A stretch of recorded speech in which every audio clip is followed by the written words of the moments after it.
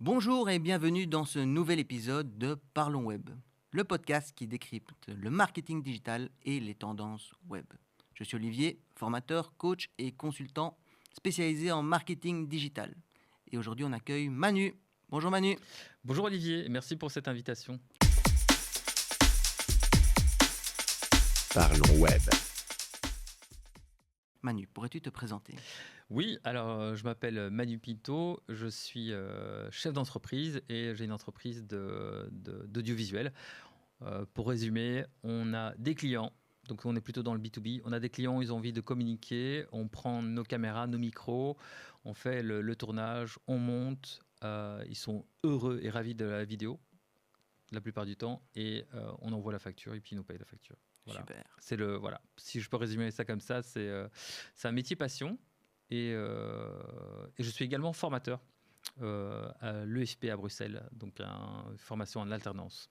Alors, Manu, pourrais-tu un peu m'expliquer ton parcours ? Qu'est-ce qui t'a amené à faire de la vidéo et du podcast ? Mon parcours, il commence au Portugal. Je suis né en 81. J'arrive en Belgique à l'âge de 8 ans, ne parlant pas un mot de français, ni d'anglais, ni de néerlandais. Et maintenant, ça va, je pense. Ensuite, j'ai fait un parcours tout à fait traditionnel en école primaire, secondaire. Et fin secondaire, je me suis planté à cause des langues et de l'orthographe. D'accord. Et donc, du coup, on m'a redirigé vers le technique. Donc, le technique, ça fait peur, tu vois. Normalement, ça... Ouais, surtout à l'époque, c'était mal vu. Ouais, c'est ça, genre... ouais, il est vraiment pas bon, donc on le met en technique. J'ai fait l'accueil de tourisme, où j'ai pu développer les langues, j'ai pu développer la géographie, une culture générale. J'ai une révélation quand j'ai fait mon stage lorsque j'étais dans les études d'accueil tourisme, c'est que je me suis retrouvé un mois assis derrière un bureau en agence de voyage. Ok. Et là, ça a été le trauma. J'ai compris qu'être derrière un bureau du lundi au vendredi de 9h à 18h, c'était pas fait pour moi. Et en plus de ça, le premier jour, j'avais mis un costard cravate. T'imagines, quoi, j'avais 20 ans ou 19 ans, j'ai mis un costard cravate. C'était pour faire professionnel. Et en fait, j'ai eu presque un déclic parce que je devais accueillir des clients. Et ils me disaient, tiens, on aimerait partir en Thaïlande. Et au fait, tu es là, et tu dis... Alors tout d'abord, très très bien, là, comme choix, la Thaïlande, il fait super beau, il y a ça et ça et ça. Et au fait, sans jamais avoir mis un pied en Thaïlande ou que sais-je. Et donc, du coup, j'ai senti qu'il y avait un décalage qui était loin de la réalité. Ouais. Donc, du coup, j'avais presque l'impression d'être un comédien ou jouer un peu... Oui, jouer le comédien, en fait, en disant « Ah oui, bon choix, bravo ». Et donc, j'ai fait accueil tourisme. Et après, j'étais paumé. J'avais 20 ans et je savais pas quoi faire. Je ne savais pas quoi faire de ma vie. Et qu'est-ce qu'on ne sait pas faire qu'est-ce que tu fais lorsque tu ne sais pas faire de ta vie? Bien souvent, tu fais des études un peu généralistes. Soit tu fais psycho, soit tu... Exact. Et moi, j'ai fait relations publiques. C'est tellement large, relations publiques. J'ai fait 2 ans de relations publiques en haute école. Alors, je le dis souvent, je n'ai pas fait première réussie, deuxième ratée. J'ai fait 2 fois la première ratée. Donc, j'ai fait relations publiques. J'ai appris pas mal de choses. Et en fait, ce qui est assez étonnant, ce sont les langues qui m'ont bloqué. Donc, au niveau com, j'étais OK. Au niveau stratégie, ça allait. Mais c'est le néerlandais qui m'a bloqué. Parce que j'avais vraiment un prof qui n'était pas prof de flamand. Il était prof de Nederlands. Tu vois. Et donc du coup là c'était vraiment assez difficile et puis j'avais raté à cause du néerlandais et de l'espagnol. Étant portugais, ma langue maternelle est le portugais, donc du coup très proche de l'espagnol, donc j'ai eu vraiment voilà, ça coincé à ce niveau-là. Et après ma copine de l'époque revenait d'une visite d'une école de l'IFA PME à Wavre, à Limal, et elle m'a tendu un petit prospectus, un petit dépliant où il y avait marqué réalisateur audiovisuel. Et elle m'a juste dit, tiens, toi qui aimes bien la caméra, la vidéo, je pense que ça t'irait bien. Donc finalement, c'est mon ex, donc merci. C'est fou comme... Mon Dieu. T'en garderas un bon souvenir. Pour ça. Et donc du coup, c'est là où j'ai commencé mes études de réalisateur audiovisuel, parce qu'à l'époque, étant fils d'émigrés, mes parents n'avaient pas forcément les moyens de me payer un cote à Louvain-la-Neuve, parce qu'au départ, je voulais faire ingénieur du son. Et donc, en fait, j'avais un peu honte de demander des sous à mes parents en disant papa, maman, est-ce que tu peux me payer un loyer à Louvain-la-Neuve, histoire que j'aille étudier ingénieur du son. Et donc, j'ai été ravi de trouver cette formation en alternance où j'allais une fois par semaine à l'école, apprendre la théorie. Et ensuite en entreprise. Donc voilà, ça c'est un peu le cheminement. D'accord. Et voilà, et en fait c'est de fil en aiguille et via des connexions après les études, où un jour tu as quelqu'un qui me tapote dans le dos en disant tiens Manu, qu'est-ce que tu fais toi? Je sais que tu as un frère jumeau, lui il est infirmier, mais toi tu fais quoi comme étude? Et j'ai dit moi je viens de terminer mes études de réalisateur audiovisuel. Et il s'appelle Alain, et donc ce monsieur était propriétaire d'un magazine de coiffure et d'esthétique. Il m'a dit c'est cool, semaine prochaine on a une réunion avec nos journalistes, viens un petit peu, on aimerait bien faire des vidéos. Et un mois plus tard, j'étais à Paris en train de faire des vidéos pour eux. Donc voilà, ça c'est un peu mon parcours. Maintenant, je suis en société et on fait de la vidéo, de la photo et du podcast. Et on est dans du B2B essentiellement. Donc ça veut dire que nos services ne sont pas destinés aux particuliers, même si parfois il y a certains particuliers qui viennent nous voir pour avoir des services de captation vidéo et tout ça, mais ce n'est pas notre commerce, ce n'est pas notre business de départ. Et quand tu t'es lancé, est-ce que tu avais une vision claire de ta trajectoire ou tu as un petit peu improvisé au fur et à mesure? Quand tu commences le métier de la vidéo, déjà tu te rends compte qu'à un moment donné tu peux être payé pour filmer et faire du montage. Pour moi ça a été une grande révélation lorsque j'ai fait mon premier montage, en me disant waouh, j'ai été filmé, j'ai fait un montage et on m'a payé pour ça. Est-ce que j'avais un plan? En fait j'avais un rêve de départ de gosse, c'était d'être caméraman au JT de la RTBF ou de RTL, tu vois, d'être derrière une caméra et de filmer JT. Après les études, tu te rends compte que voilà, t'as pas forcément envie d'être en studio et être enfermé. Et en fait, j'avais pas vraiment de plan. C'est plutôt la vie qui m'a guidé et surtout les opportunités. Ça veut dire qu'il y a un moment donné, tu as des gens qui communiquent avec toi, ils disent tiens, est-ce que tu pourrais venir filmer, est-ce que tu pourrais venir faire tel reportage et ainsi de suite. Et finalement, je trouve que ce sont les rencontres qui m'ont guidé par rapport à ma trajectoire. Exemple, c'est lorsque j'ai acheté ma première caméra, je l'ai acheté à un collègue de classe, je l'ai acheté d'occasion, je l'ai même payé en 2 fois. C'est lorsque j'ai fait l'acquisition de cette première caméra que ma vie a changé, parce que lorsqu'on m'appelait, tiens, est-ce que tu peux venir filmer ce soir ou cet après-midi ou demain? Eh ben oui, j'étais équipé. Donc parfois, il faut se donner les moyens pour pouvoir commencer une histoire. Et donc, mon point de départ, c'est l'achat de cette caméra qui m'a permis d'avoir un outil qui m'a permis de développer mon business. Ok, d'accord. Alors, comme vous le savez très certainement, donc on enregistre ce podcast fin février 2025 et par rapport aux 18-64 ans, eh bien, la consommation de vidéos a augmenté de 6% par rapport à l'année dernière. Ce qui est énorme. C'est vraiment énorme. Et il faut comprendre une chose, c'est qu'aujourd'hui, bien, les formats ont fort changé. Longtemps, on consommait de la vidéo horizontale. Maintenant, le vertical a pris énormément de parts de marché. Comment tu conçois tes vidéos par rapport aux différentes plateformes?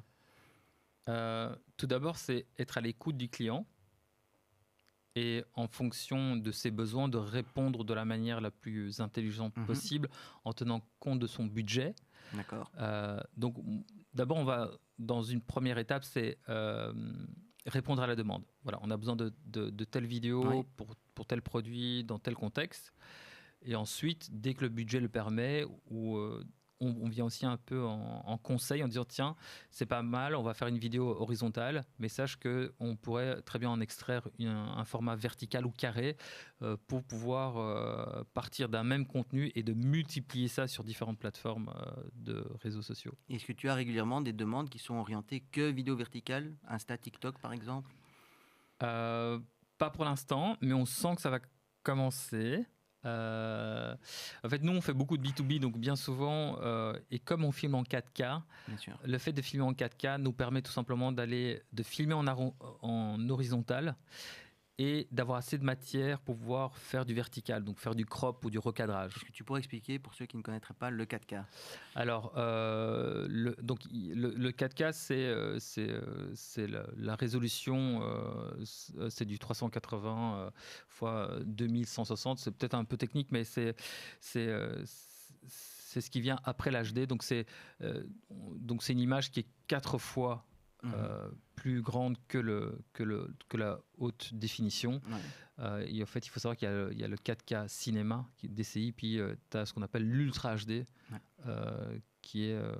en fait, voilà, le 4K, c'est ce qu'on voit au cinéma. Ce sont des images en plus grande résolution. Ok, d'accord. Aujourd'hui, pour trouver tes clients, est-ce que c'est plus les réseaux sociaux, le site internet ou alors le bouche à oreille? Alors, c'est incroyable, mais depuis toujours, ça a toujours été le bouche à oreille. Il se fait que en fait, on est toujours venu vers moi ou vers nous pour avoir ce genre de service.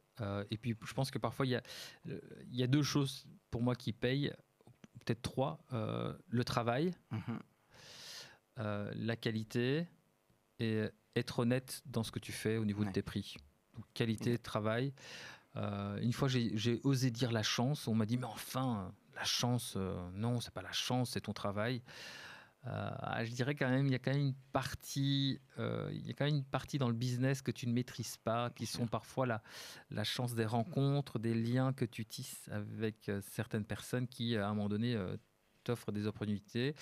Donc, c'est vrai, j'ai de la chance. À l'heure actuelle, je n'ai jamais dû démarcher, j'ai jamais dû engager un commercial pour aller vendre nos services. Mais je pense que j'ai peut-être plusieurs qualités, c'est que on tourne, on fait le montage, je fais le montage moi-même. Maintenant, j'ai quelqu'un qui m'accompagne, qui est employé et qui m'aide énormément aussi dans cette tâche-là. Mais j'ai l'impression, moi, en tant que dirigeant d'entreprise, de faire plusieurs métiers, quoi. C'est-à-dire, je fais la compta, je fais le café, je veux dire, on fait un peu tout, en fait. D'accord. Et donc, et pour en revenir à ta question, je pense que je fais aussi le commercial lorsque j'ai remis un produit de qualité et qui répond aux besoins du client. Et là, c'est peut-être la meilleure manière de garder le client et de même d'en avoir d'autres, c'est de générer de la qualité à un prix honnête. Oui, c'est ça. Moi, je dis toujours aux apprenants que le secret de la réussite professionnelle, ça va être le travail, la persévérance. Troisièmement, pouvoir se remettre en question. Et bien sûr, la chance. On peut faire un travail de qualité, mais si à un moment donné, on n'a pas eu ce petit coup de chance d'avoir croisé la bonne personne, ça devient aussi compliqué de pouvoir être visible et pouvoir acquérir de nouveaux clients et par la suite de nouvelles compétences. Eh ben, grâce à toi, Olivier, je vais réintroduire ce mot que j'aimais bien dans mon discours, la chance. Donc pour moi, allez, si on veut vraiment résumer, il y a le travail, la passion. Quand tu as de la passion, tu n'as pas l'impression de travailler. Et puis oui, le facteur chance. Exact. Peux-tu nous expliquer un petit peu comment tu conçois tes vidéos? Est-ce que tu utilises des outils spécifiques ou des techniques de storytelling peut-être plus adaptées au web? C'est vraiment être à l'écoute, au fait. À l'écoute, identifier les besoins du client et les budgets. D'accord. Et après, on s'inspire de l'actualité. L'actualité, elle est partout, en fait. Elle est en regardant la télé, elle est en scrollant sur TikTok, sur Insta, en ouvrant un livre. Parfois, tu peux avoir des inspirations comme ça. Donc, je pense que tout est là autour de nous. Il faut, tu sais, un peu comme un téléviseur a des antennes. À un moment donné, il va rediriger ses antennes vers telle fréquence et ainsi de suite. Et donc, c'est ça. Moi, je dirais ça. Être à l'écoute de soi et avoir un feeling aussi. Ouais, l'écoute, c'est hyper important. Je pense que ça doit être le moteur dans le business. C'est l'écoute de son interlocuteur. Alors, il y a un moment donné aussi mettre de côté son ego. C'est intéressant parce que tout le monde a un ego, j'ai un ego, Olivier a un ego, tout le monde a un ego. On ne serait pas à notre compte, il n'y en a pas un ego, je pense. Et on ne serait pas derrière un micro non plus, peut-être. Et donc, et j'en parle souvent, que ce soit en cours avec mes partenaires, il y a l'ego qui est là, la partie artistique, où on a envie de faire des choses assez chouettes. Et puis, parfois, on doit juste mettre l'ego de côté et répondre à la demande du client. Oui, bien sûr. peu importe que ce soit bien ou pas bien, on n'a pas à donner d'avis là-dessus. On conseille.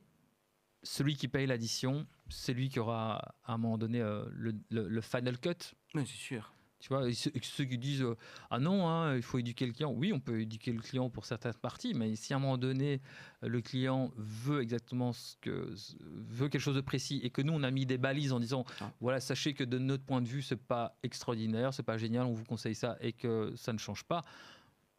Ouais, c'est ça. Voilà, on met notre ego de côté, on dit très bien.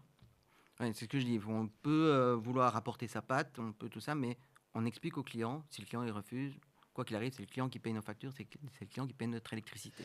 Et voilà, et avec cet argent-là, on fera autre chose qui pourra réconforter notre ego, comme un podcast par exemple. Exact.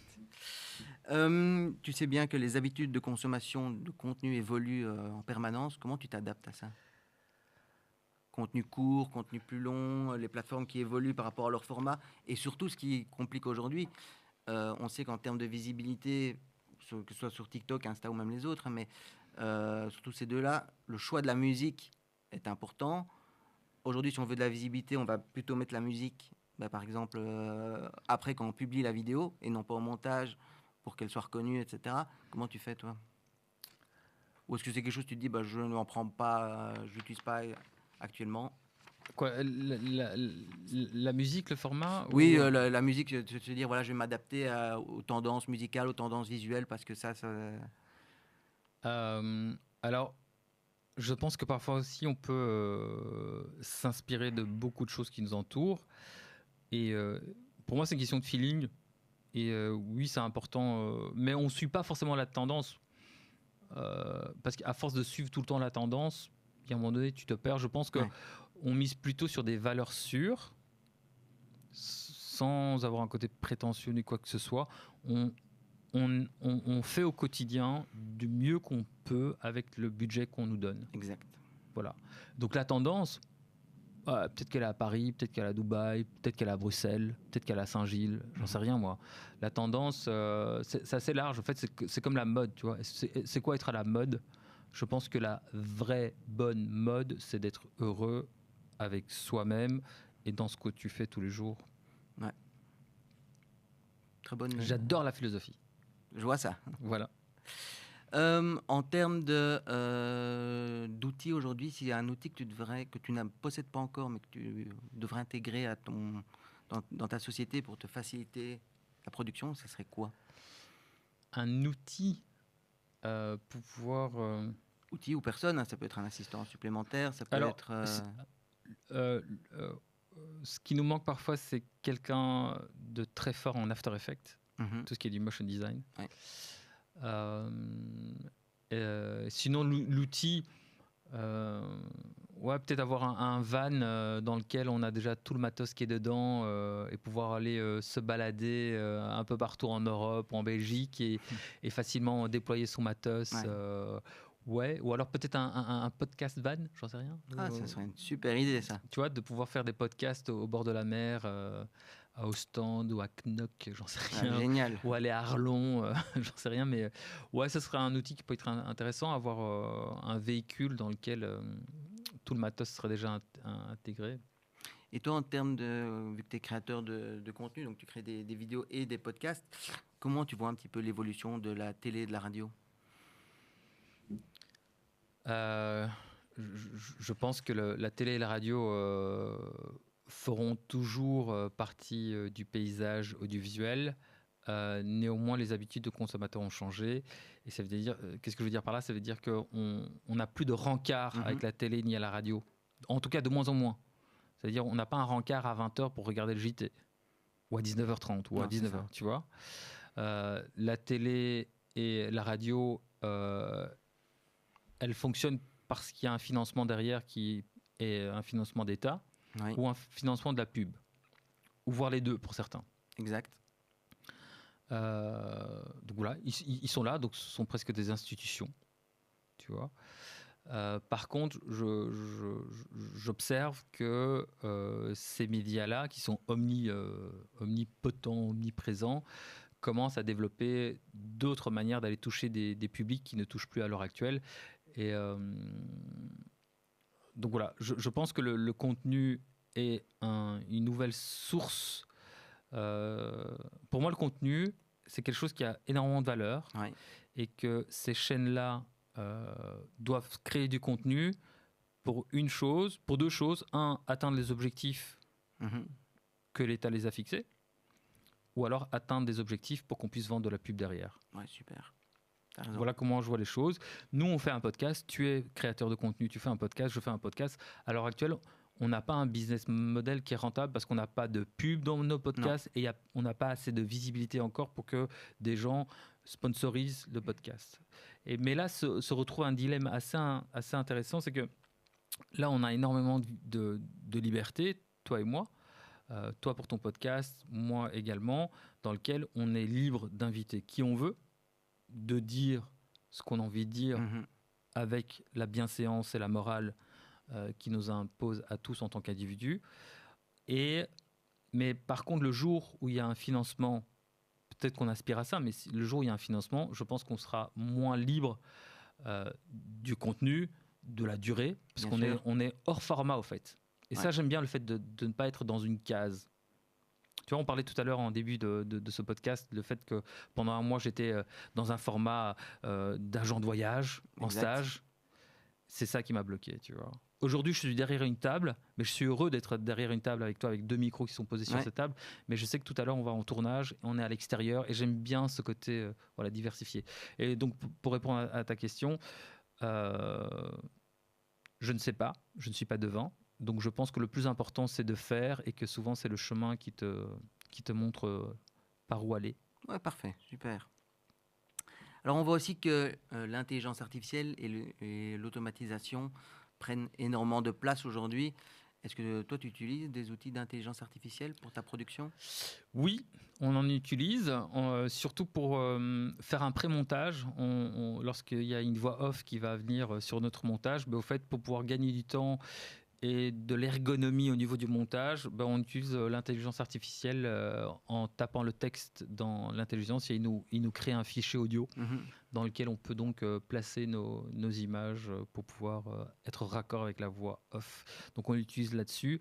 Moi qui ai une orthographe qui n'est pas les plus extraordinaires, j'avoue que de temps en temps je le passe dans un correcteur d'orthographe ou dans une intelligence artificielle juste pour reformuler ou en tout cas pour mieux synthétiser mes idées. Je sais que je suis très fort à l'oral, un peu moins à l'écrit, mais donc voilà, tout ça se travaille. Ok, d'accord. Et si tu devais conseiller un créateur ou même une entreprise que tu suis sur les réseaux sociaux, tu conseillerais qui, toi, dans ton domaine d'activité?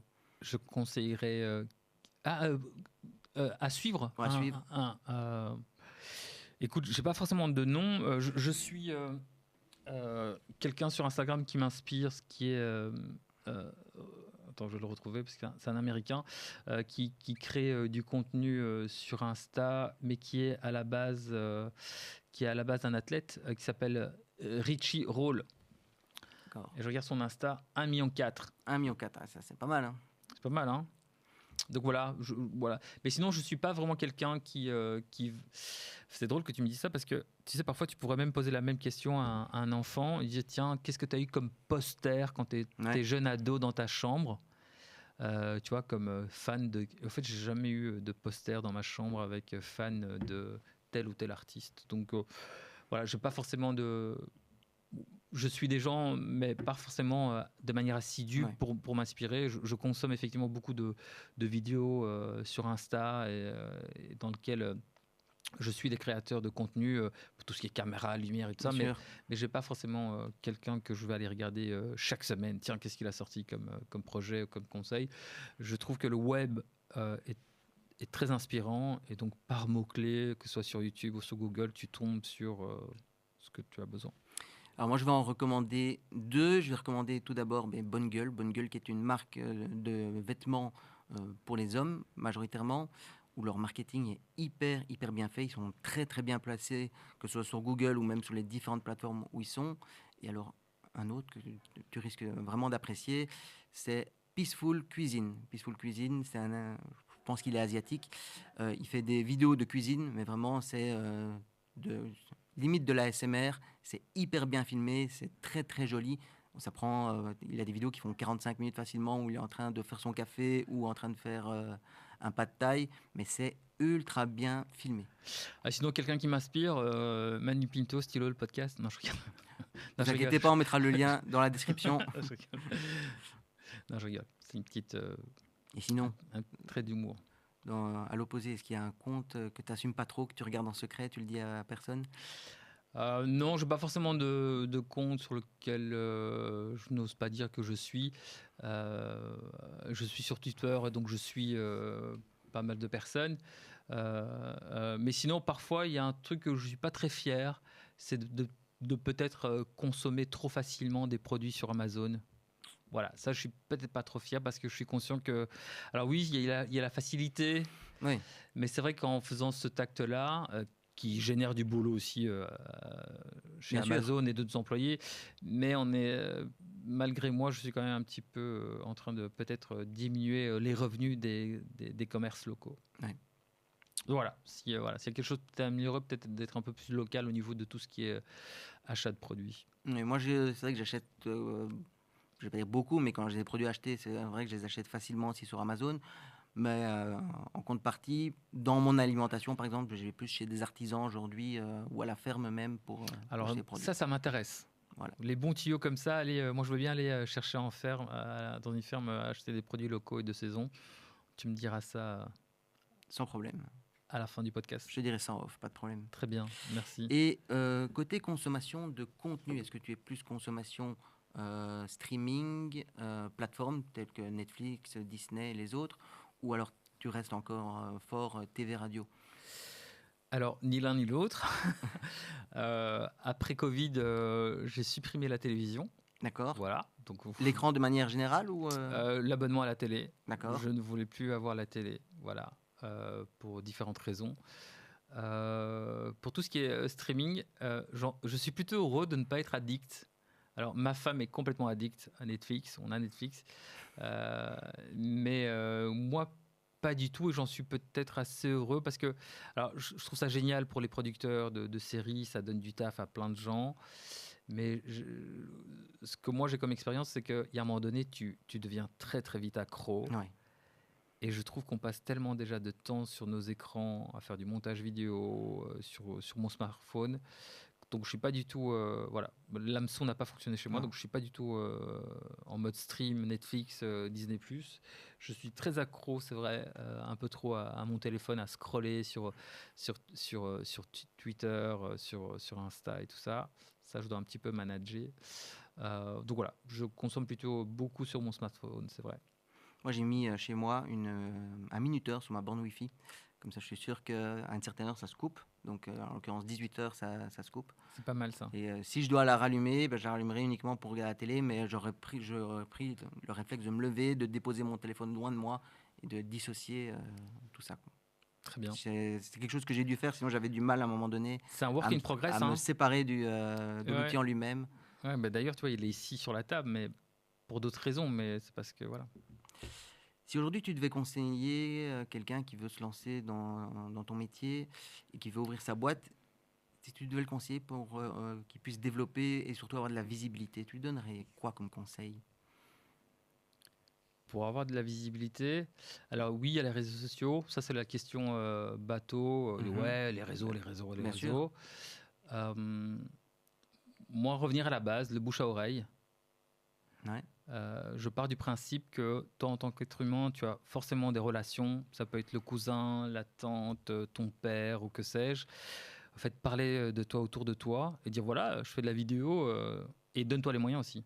Ouais. Et un petit peu, pas forcément la caméra à 10 000 euros tout de suite, mais pour 1 000, 1 500 euros, tu peux déjà t'équiper en appareil photo qui filme. Moi, je dirais ça. D'abord un outil de qualité, et puis parle de toi autour de toi et n'attends pas qu'on vienne te chercher. Et si jamais à un moment donné tu t'ennuies parce qu'on vient pas te chercher, crée toi-même du contenu et puis montre ce que tu fais. Bien sûr. Et on voit aujourd'hui de plus en plus de personnes, entre autres dans le marketing, mais pas que, qui, au lieu d'acheter des caméras, achètent plutôt des smartphones pour leur contenu. Qu'en penses-tu? Ça fait partie de l'évolution. Ce serait idiot de ne pas l'utiliser puisque l'outil est là. Donc moi, je le vois comme un outil.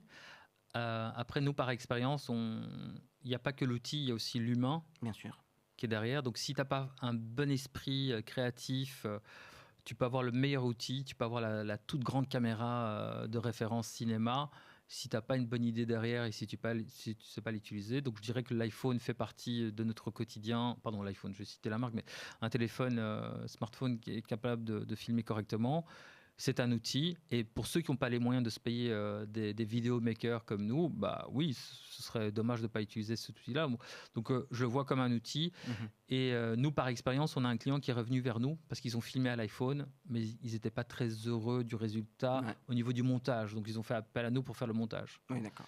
Donc, je pense que tant que tu es bon dans ce que tu fais, tu es honnête et tu pratiques un prix qui est correct, voilà, il n'y a pas de raison pour que ça ne fonctionne pas. Exact, super.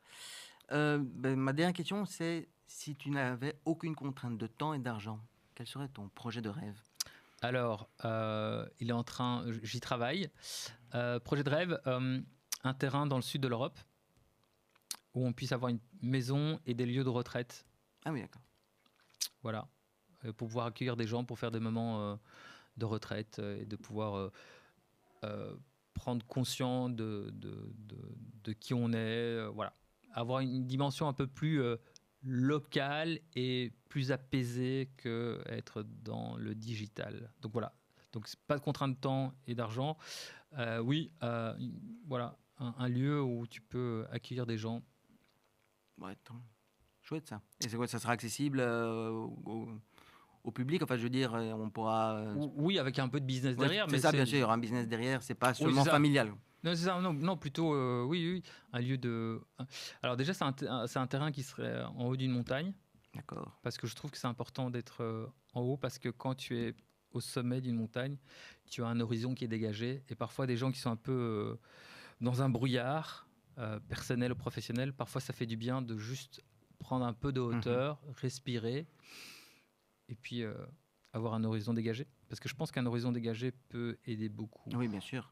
Voilà. Exactement. Je pars du principe, et ça, c'est pas moi qui le dis, hein, on m'a appris ça, c'est que tu prends un individu qui est pas bien et tu le mets au soleil, tu lui donnes une bonne alimentation, et ben le milieu dans lequel il va baigner va forcément changer à un moment donné son mindset et son esprit. Sûr, donc pour moi, l'environnement peut vraiment influencer et déterminer qui on est.